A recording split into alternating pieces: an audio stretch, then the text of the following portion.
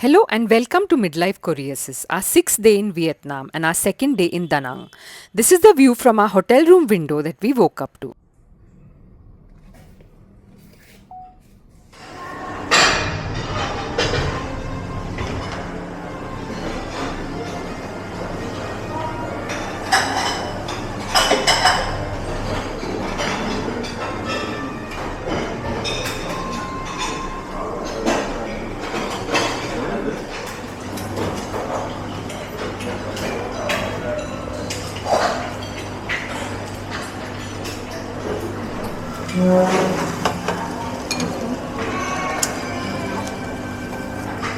Thank you. Yes, thank you.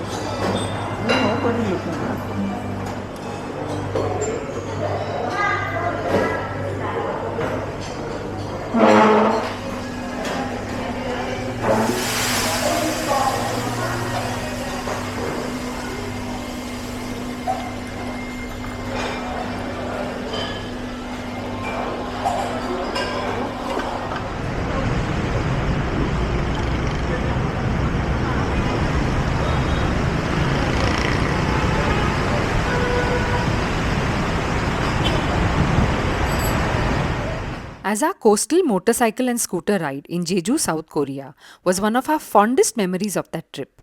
Doing one in Vietnam was at the top of our list, and the beautiful coastal city of Da Nang seemed like the perfect place. The reception desk helped us rent a scooter from a local company.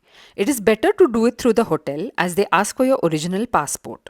You will also obviously need an international driving permit type A. So then we decided to get a grab scooter so my son could ride pillion on that.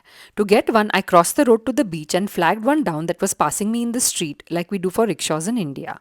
With a lot of gesticulating, pointing and help from Google Translate, I told him we wanted to ride over the Dragon Bridge, then along the coast and then be dropped back at the hotel. If I remember right, the price we agreed to was about 200,000 VND.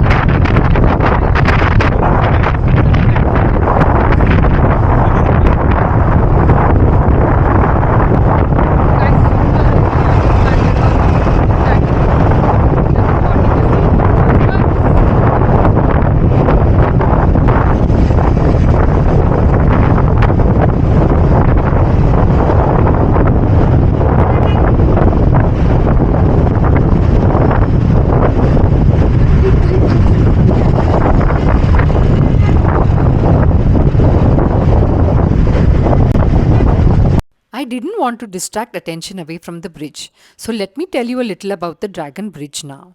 The Dragon Bridge is an architectural marvel that spans the Han River. Inaugurated on March 29, 2013, the bridge has 6 lanes for traffic. Its design, a golden dragon, which is a symbol of power and prosperity in Vietnamese culture, reaching towards the East Sea, embodies Da Nang's aspirations for growth and development.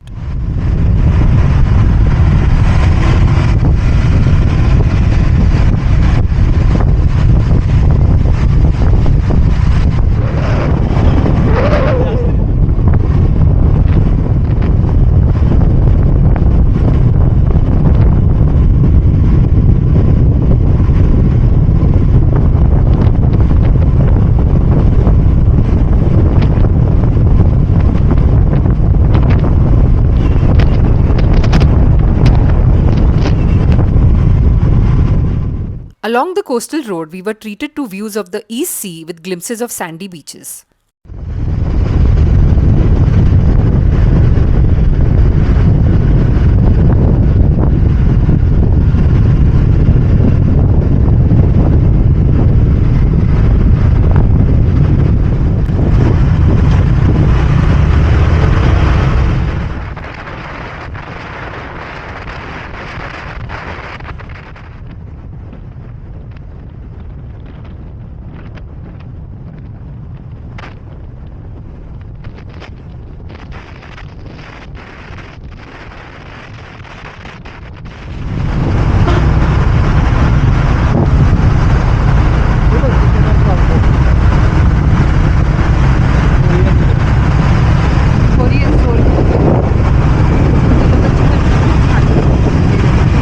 Now we had just enough time for a quick lunch at the hotel restaurant before we left for Cẩm Thanh Coconut Village and Hội An. Returning to the Serene Beach Hotel, we completed a loop that encapsulates the essence of Da Nang, a harmonious blend of modern infrastructure, natural beauty, and cultural significance. This ride was not only a visual delight, but also an insight into the city's spirit and vibrancy.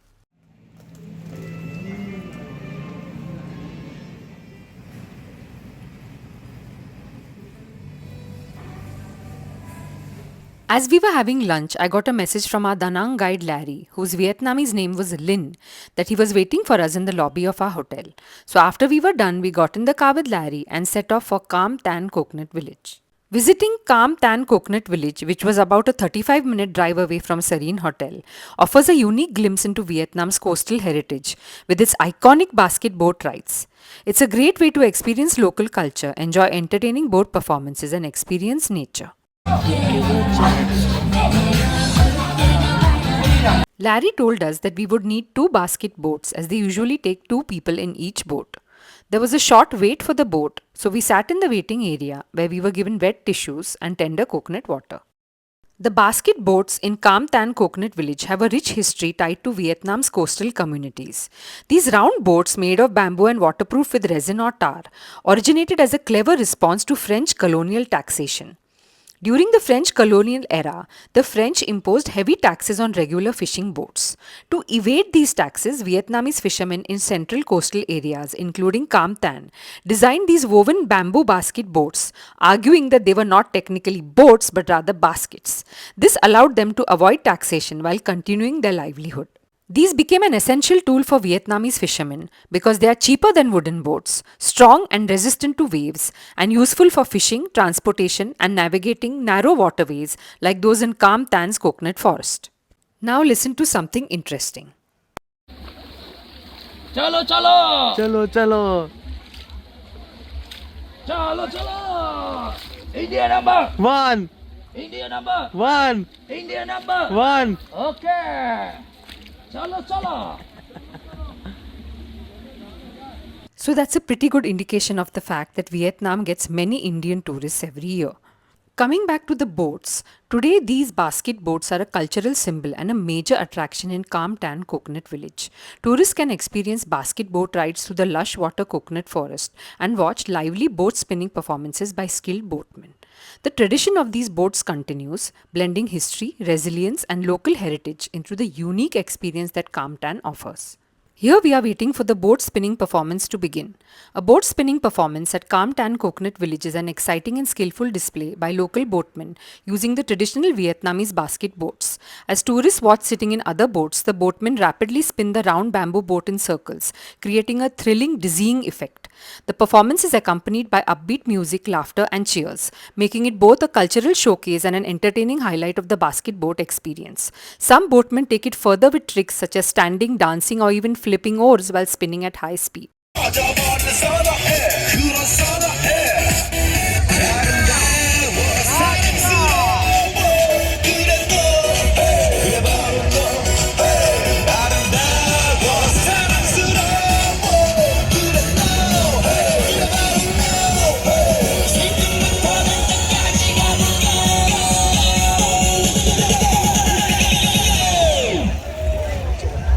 Gangnam Style.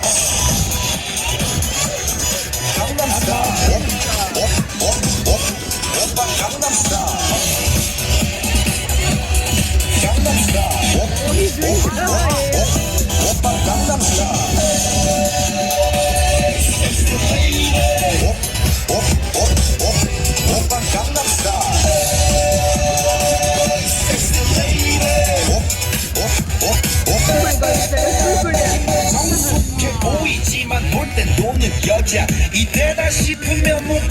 For 100,000 VND, you can sit in the same boat as the performing boatman as he spins it. My family did do that, but because of the crowd and confusion, I only caught the last part on camera. The boatmen are also happy to pose for pictures with you. So after this exciting experience, we got back in the car to drive to Hội An, about 20 minutes away.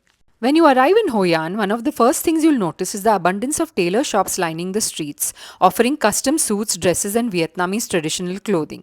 The yellow colored heritage buildings, that is Hoi An's signature yellow walled architecture, is also immediately noticeable. Colorful silk lanterns decorate the streets, giving the town its famous charm. Hoi An's ancient town is a designated walking and cycling zone with multiple pedestrian friendly streets. Larry then took us on a tour of the heritage houses, starting with the Tun Key Merchant House. This exhibit of a carved wooden ship symbolizes the bustling maritime trade that once flourished in Hoi An. The house was designed with traditional Vietnamese architecture that naturally regulates temperature. Because of this, They make you warmer in winter, cooler in summer, Yes.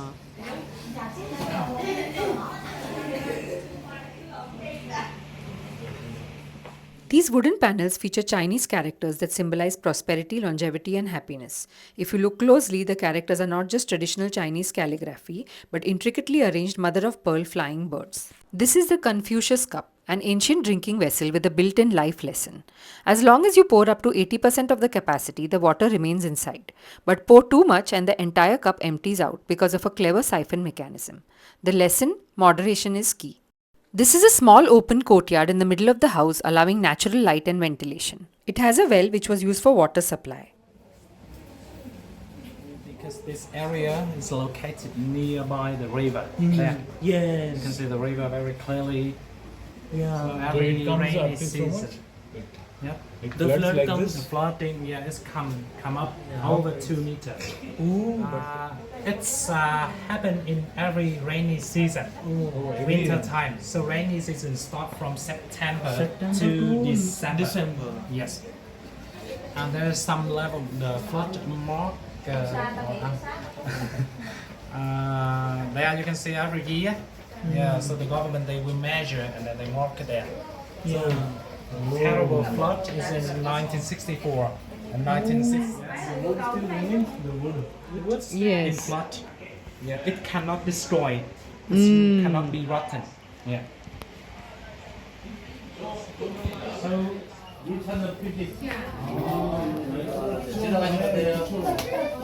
In Hoi An's ancient town, narrow passages between buildings are a common feature, reflecting the city's historic architecture and urban design.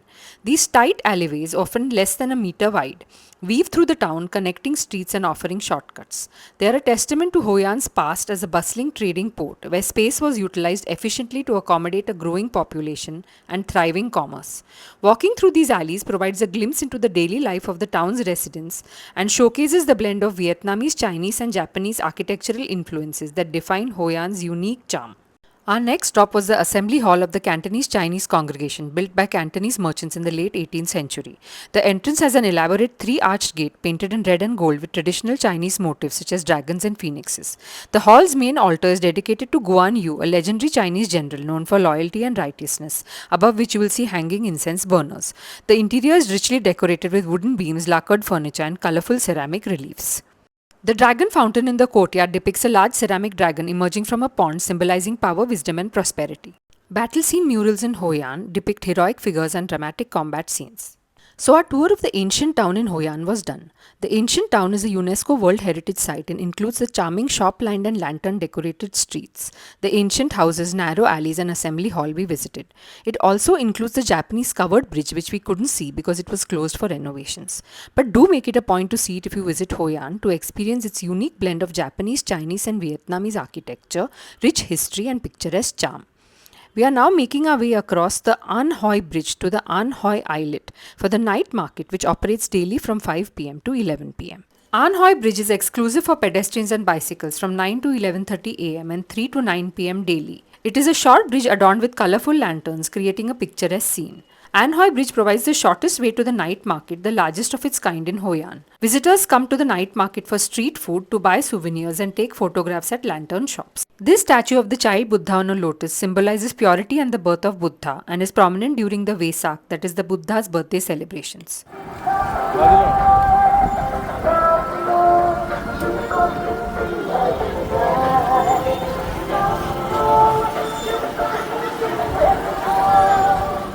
And then we reach the night market. You will see many stalls like these selling the lanterns, which are such an iconic symbol of Hoi An.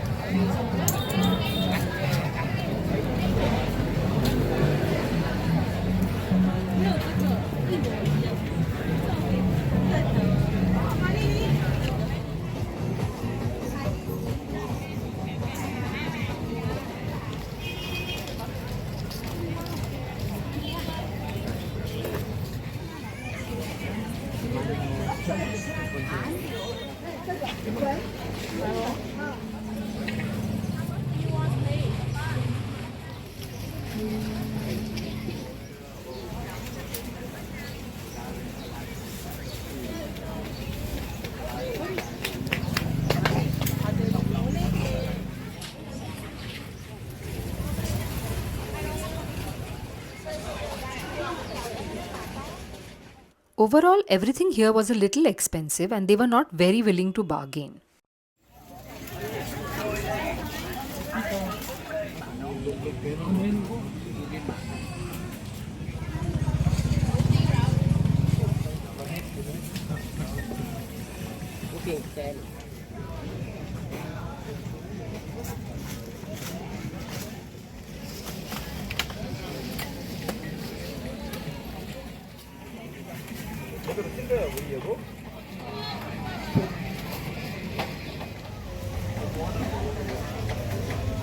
Very cute. Very Okay. Three, yeah. Loosely translated from Korean, this sign says they have the best prices.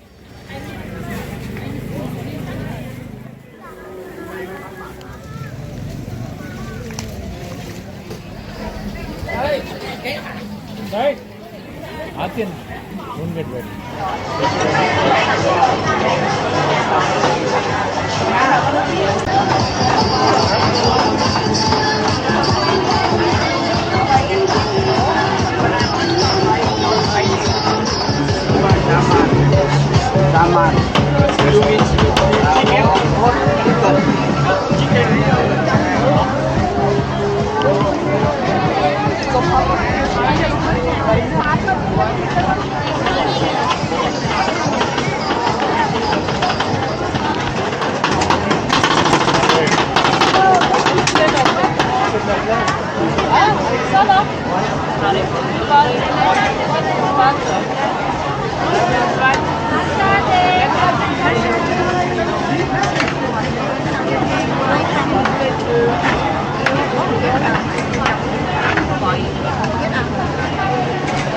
Còn ngoài lên không có gì là bạn gì dịch hay cái này là bạn kia Ta đâu có dùng bạc, ta dùng phản, ta múa đâu, ta lét, sao ta múa.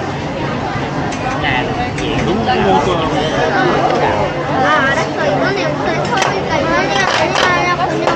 Ba đi đồ bảo nam đi ba.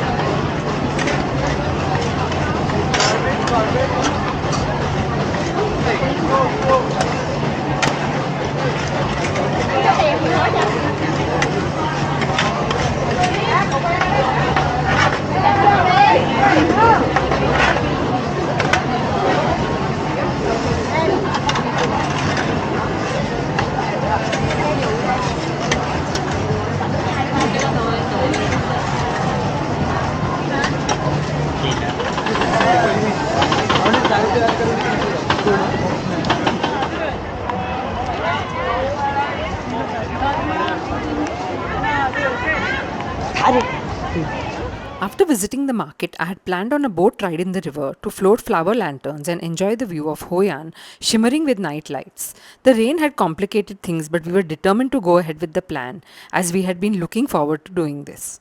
Floating candles on the river in Hoi An is a beautiful and symbolic tradition. People release small paper lanterns with candles onto the Thu Bồn River, making wishes for luck, happiness, and prosperity. It was quite a struggle because of the rain. In our first attempt, which was mine, my lantern was swept away by the wind. My family had better luck though.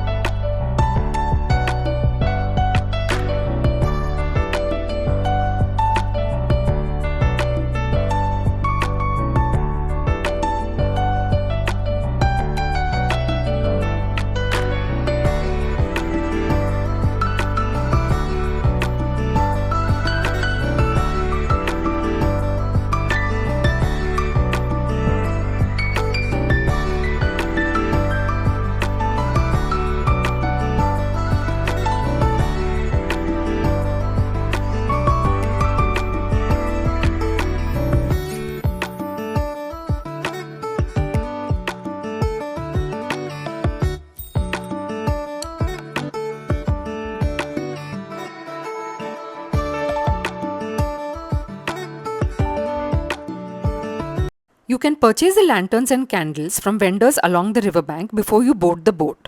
The sight of the glowing lanterns drifting along the water creates a magical atmosphere.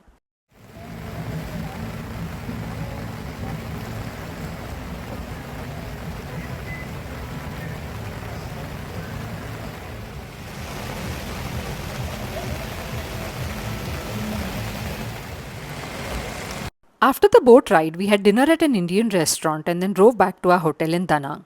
It rained quite heavily all that time and we were too tired to take any pictures or videos of the food or restaurant. But I was glad that though the itinerary was a little rushed, we were able to experience the essence of Hoi An. So that's it for this video. I hope you tune into the next one where we visit the Golden Bridge and Bana Hills. Thanks so much for watching and bye for now.